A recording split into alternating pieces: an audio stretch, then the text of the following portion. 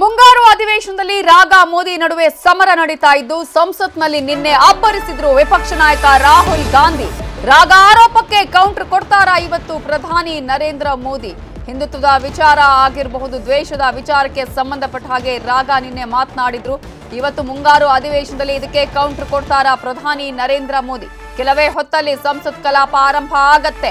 ನಿನ್ನೆ ರಾಹುಲ್ ಗಾಂಧಿ ಮಾತನಾಡುವ ಸಂದರ್ಭದಲ್ಲಿ 2 ರಿಂದ 3 ಬಾರಿ ಅವರ ಮಾತಿಗೆ ವಿರೋಧವನ್ನ ವ್ಯಕ್ತಪಡಿಸಿ ಪ್ರಧಾನಿ ನರೇಂದ್ರ ಮೋದಿ ಅವರು ಸಾಕಷ್ಟು ಆಕ್ರೋಶವನ್ನ ವ್ಯಕ್ತಪಡಿಸಿದ್ರು.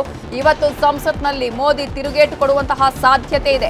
ನಿನ್ನೆ ನೀಟ್ ಆಗಿರ್ಬೋದು, ಮಣಿಪುರ ಅಸ್ತ್ರವನ್ನ ಕೂಡ ರಾಹುಲ್ ಗಾಂಧಿ ಹೂಡಿದ್ರು. ಸಂವಿಧಾನದ ವಿಚಾರವನ್ನ ಪ್ರಸ್ತಾಪ ಮಾಡಿದ್ರು. ದ್ವೇಷದ ವಿಚಾರಕ್ಕೆ ಸಂಬಂಧಪಟ್ಟ ಹಾಗೆ ಮಾತನಾಡಿದ್ರು. ಇವತ್ತು ಇವೆಲ್ಲದಕ್ಕೂ ಕೂಡ ಪ್ರಧಾನಿ ನರೇಂದ್ರ ಮೋದಿ ಅವರು ಉತ್ತರವನ್ನ ಕೊಡುವಂತಹ, ತಿರುಗೇಟನ್ನ ಕೊಡುವಂತಹ ಸಾಧ್ಯತೆ ಇದೆ. ಸಂಸತ್ನಲ್ಲಿ ಮೋದಿ ಇವತ್ತು ಮಾತನಾಡುವ ಸಾಧ್ಯತೆ ಇದ್ದು ಕೆಲವೇ ಹೊತ್ತಿನಲ್ಲಿ ಸಂಸತ್ ಕಲಾಪ ಆರಂಭ ಆಗತ್ತೆ. ನೀಟ್ನ ವಿಚಾರಕ್ಕೆ ಸಂಬಂಧಪಟ್ಟ ಹಾಗೆ ಕೂಡ ವ್ಯಾಪಾರ ಆಗ್ತಾ ಇದೆ ಅನ್ನುವಂತಹ ಮಾತನ್ನ ಹೇಳಿದ್ರು. ಮಣಿಪುರ ವಿಚಾರಕ್ಕೆ ಸಂಬಂಧಪಟ್ಟ ಹಾಗೆ ಸಾಕಷ್ಟು ಆಕ್ರೋಶವನ್ನ ವ್ಯಕ್ತಪಡಿಸಿದ್ರು. ಎಲ್ಲಾ ವಿಚಾರಗಳನ್ನ ಇಟ್ಟುಕೊಂಡು ಇವತ್ತು ಪ್ರಧಾನಿ ನರೇಂದ್ರ ಮೋದಿ ಅವರು ತಿರುಗೇಟು ಕೊಡುವಂತಹ ಸಾಧ್ಯತೆ ಇದೆ. ಕೆಲವೇ ಹೊತ್ತಲ್ಲಿ ಸಂಸತ್ ಕಲಾಪ ಆರಂಭ ಆಗತ್ತೆ. ಸಂಸತ್ನಲ್ಲಿ ಪ್ರಧಾನಿ ನರೇಂದ್ರ ಮೋದಿ ಮಾತನಾಡ್ತಾರೆ. ಆ ಒಂದು ಹಿನ್ನೆಲೆಯಲ್ಲಿ ತಿರುಗೇಟು ಕೊಡ್ತಾರೆ ಅಂತ ಹೇಳಲಾಗ್ತಾ ಇದ್ದು ಸಂಸತ್ನಲ್ಲಿ ಮೋದಿ ತಿರುಗೇಟು ಕೊಡುವ ಸಾಧ್ಯತೆ ಇದೆ. ಈಗಾಗಲೇ ಕಲಾಪ ಆರಂಭ ಆಗಿದೆ. ರಾಹುಲ್ ಗಾಂಧಿ ಅವರು ಈಗಾಗಲೇ ಮಾತನಾಡ್ತಾ ಇದ್ದಾರೆ. ನಿನ್ನೆ ಕೂಡ ಸಾಕಷ್ಟು ಆಕ್ರೋಶವನ್ನ ವ್ಯಕ್ತಪಡಿಸಿದ್ರು ರಾಹುಲ್ ಗಾಂಧಿ ಅವರು. ಸಂಸತ್ನಲ್ಲಿ ಮೋದಿ ರಾಗ ಮಾತಿನ ಸಮರ ನಡೆಯುವಂತಹ ಎಲ್ಲಾ ಸಾಧ್ಯತೆಗಳಿದೆ. ನಿನ್ನೆ ಕೂಡ ಇದೇ ರೀತಿಯಾದಂತಹ ಒಂದು ಆಕ್ರೋಶಭರಿತವಾದಂತಹ, ಪ್ರಮುಖವಾಗಿ ವಿಪಕ್ಷ ನಾಯಕರಾಗಿ ಯಾವ ರೀತಿಯಾದಂತಹ ವಿಚಾರಗಳನ್ನ ಮಾತನಾಡಬೇಕು ಆ ಎಲ್ಲ ವಿಚಾರಗಳನ್ನ ಇಟ್ಟುಕೊಂಡು ರಾಹುಲ್ ಗಾಂಧಿ ಮಾತನಾಡಿದ್ರು. ಅನೇಕ ವಿಚಾರಗಳನ್ನ ಪ್ರಸ್ತಾಪ ಮಾಡಿದ್ರು. ಕೇವಲ ಒಂದೊಂದು ವಿಚಾರ ಅಲ್ಲ, ಏನೇನು ಆಗ್ತಾ ಇದೆ, ಸಂವಿಧಾನದ ವಿಚಾರ ಮಾತನಾಡಿದ್ರು, ನೀಟ್ ವಿಚಾರ ಮಾತನಾಡಿದ್ರು, ಮಣಿಪುರದ ಅಸ್ತ್ರವನ್ನ ಕೂಡ ರಾಹುಲ್ ಗಾಂಧಿ ಹಿಡಿದ್ರು. ಅಷ್ಟು ಮಾತ್ರ ಅಲ್ಲ, ಒಂದ್ ಕಡೆ ಹಿಂದೂಗಳು ಅಂತ ಹೇಳಿದ್ರೆ ಯಾರು ತಮ್ಮನ್ನು ತಾವು ಅಂದುಕೊಳ್ತಾ ಇದ್ದಾರೋ ಅವರೇ ಇಲ್ಲಿ ದ್ವೇಷದ ಹಿಂಸಾಚಾರವನ್ನ ಮಾಡ್ತಿದ್ದಾರೆ ಅನ್ನುವ ಮಾತನ್ನ ಹೇಳಿದ್ರು. ಹಾಗಾದ್ರೆ ನಿನ್ನೆ ಸಂಸತ್ನಲ್ಲಿ ರಾಹುಲ್ ಗಾಂಧಿ ಅವರು ಏನೇನು ವಿಚಾರಗಳನ್ನ ಪ್ರಸ್ತಾಪ ಮಾಡಿದ್ರು, ಏನ್ ಹೇಳಿದ್ರು ನೋಡೋಣ.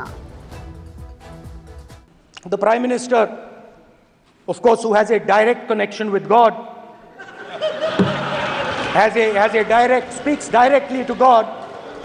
Yes, the Paramatma speaks to Modi ji's Atma directly. Unlike with all humans, we are all biological.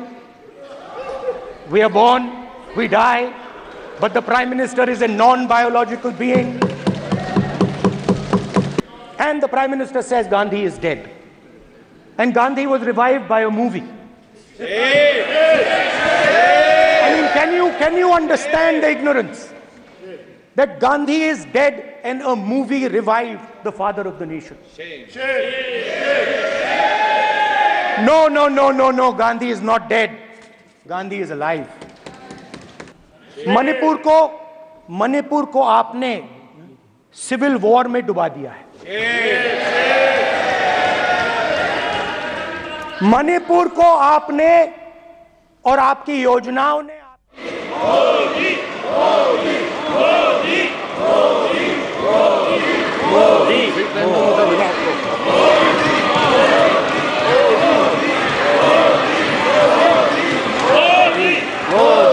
Modi Modi Bharat माता की। अध्यक्ष जी, जब मैं पहली बार यहाँ आया था तो हमने देखा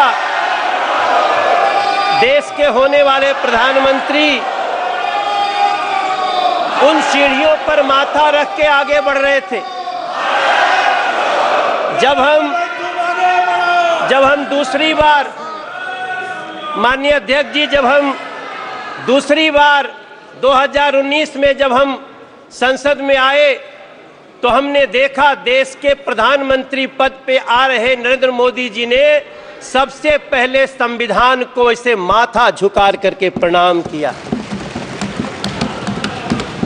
वो दृश्य हमारे लिए, और मैं समझता हूं मेरे सभी साथियों के लिए, हाथ में संविधान लेना भी ठीक है, लेकिन संविधान लहराना और संविधान की पूजा करना दोनों में अंतर है। हमने नरेंद्र मोदी जी को संविधान की पूजा करते हुए देखा है। इसलिए मैं बड़े ही विनम्रता से कहना चाहता हूं, राष्ट्रपति जी के अभिभाषण के बाद मैं जब दिल्ली के ही अपनी कुछ बातें करूंगा, दिल्ली के ही सौभाग्य को देखूंगा, कोई द्वारका एक्सप्रेस पे जाकर के गाड़ी चलाता होगा तब उसको समझ में आता होगा कि सरकार क्या होती है और कैसे लोगों का काम होता है। NH24 पे जाते होंगे, आज दिल्ली मेरठ तक चली गई है अध्यक्ष जी। आज लोग दिल्ली में मेरठ से काम करने आते हैं और 35 से 40 मिनट में पहुंचते हैं। तब हम सबको गर्व होना चाहिए। हमें गर्व क्यों नहीं होना चाहिए जब हमें पता चलता है कि देश के 4 करोड़ 22 लाख बेघर को पहली बार घर मिल गया।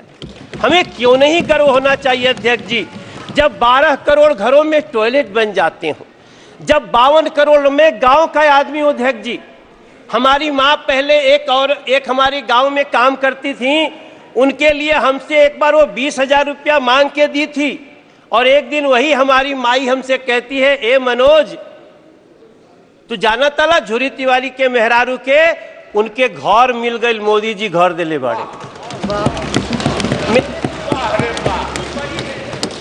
अध्यक्ष जी, हम जानते हैं कि गांव में घरों में टॉयलेट न होने का क्या दंश होता था।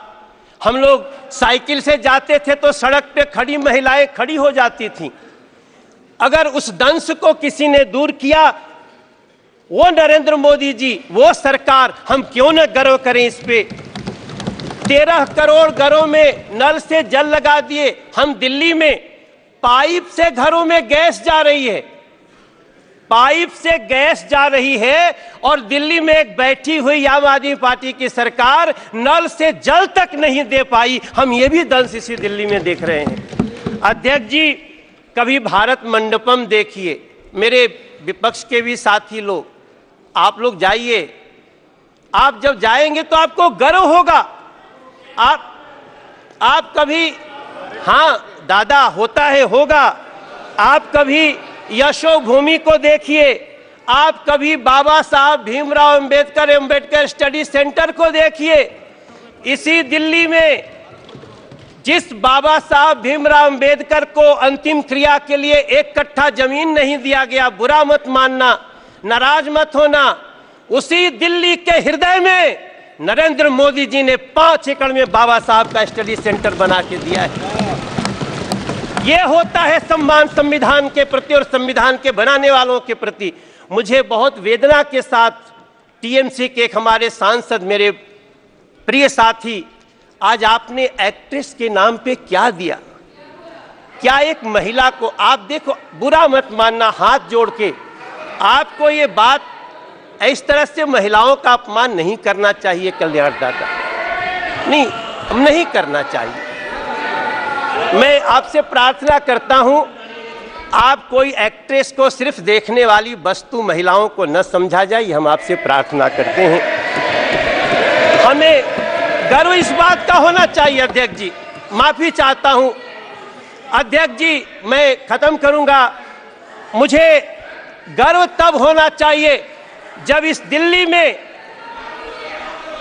अब इस देश में, नहीं, हम गुमराह नहीं कर रहे हैं। अगर आप दादा, कोई बात नहीं दादा, अब इस देश में दादा ऐसा नहीं करना चाहिए। देश के 70 साल के बुजुर्गों को अब वृद्धाश्रम भेजने की आवश्यकता नहीं। खत्म करना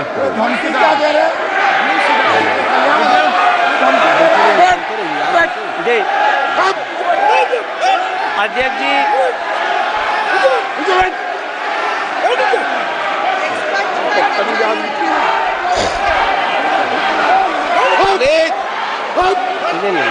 प्लीज अध्यक्ष जी, ओके,